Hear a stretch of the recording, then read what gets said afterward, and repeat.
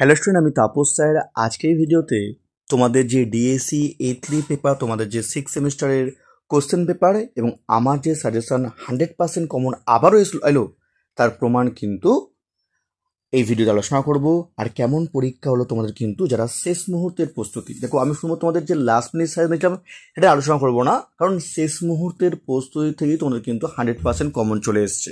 তাই তোমাদের কিন্তু লাস্ট মিনিট সাজেশন দেখাচ্ছি না, কারণ শেষ মুহূর্তে তো একদম বাছাই করা প্রশ্ন আমরা দিয়েছিলাম, তো তার মধ্যেও চলে এসছে। তাই এখনও চ্যানেলটিকে সাবস্ক্রাইব করনি, অবশ্যই চ্যানেলটিকে সাবস্ক্রাইব করে রেখো এরকম ভিডিও পাওয়ার জন্য। আর কেমন পরীক্ষা হলো যারা আমার সাথে ফলো করেছো অবশ্যই কমেন্ট করে জানিও। তো দেখো তোমাদের প্রথমে দেখো ডিএসসি A3 পেপারের প্রথম প্রশ্ন, বঙ্গভঙ্গের প্রকৃত উদ্দেশ্য কী ছিল। এটা আমাদের শেষ মুহূর্তে প্রস্তুতি ছিল, স্টারমার্ক প্রশ্ন। এটা এসছে 1920 দশকে বাংলায় বামপন্থী ধারার উদ্ভব, সংক্ষেপে লেখো। এটা তোমাদের ফুল সাইজ তোমাদের দিয়েছিলাম, এটা আমি তোমাদের ধরছি না। কৃষক প্রজাপার্টি সম্পর্কে একটি সংক্ষিপ্ত টিকা লেখো। তোমরা বলছো এটা কিন্তু আসবেই, হয় 5 মার্কস নয় 10 মার্কস। এইটি তোমার পরীক্ষায় এসছে।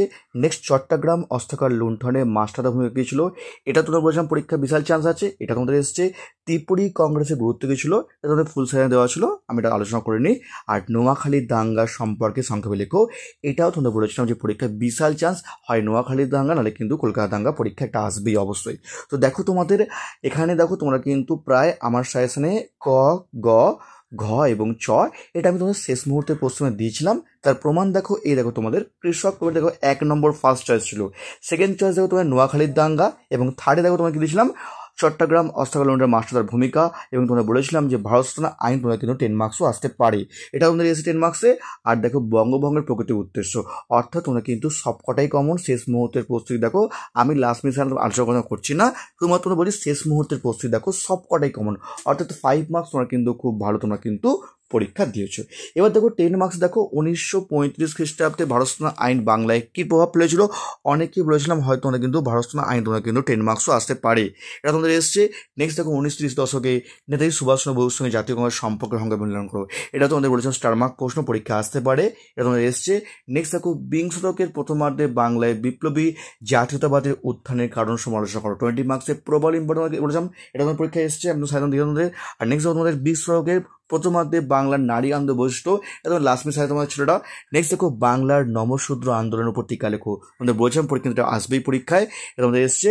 আর লাস্ট দেখো তোমাদের 1947 খ্রিস্টাব্দে বঙ্গ দ্বিখণ্ডীকরণে কংগ্রেস ও মুসলিম লীগ কীভাবে দায়ী ছিল, এটা তোমাদের ফুল সাইজ তোমাদের দেওয়া ছিল। দেখো এবার দেখো তোমাদের দেখো, এই দেখো তোমাদের 1930 দশকে নেতাজি সুভাষচন্দ্র বসুর সঙ্গে জাতীয় কংগ্রেস সম্পর্ক মূল্যায়ন করো, এটা তোমাদের দিয়েছিলাম। তারপর দেখো তোমার বলেছিলাম বাংলায় নমশূদ্র আন্দোলন, একদম ফার্স্ট চয়েস প্রশ্ন বলেছিলাম তোমাদেরকে।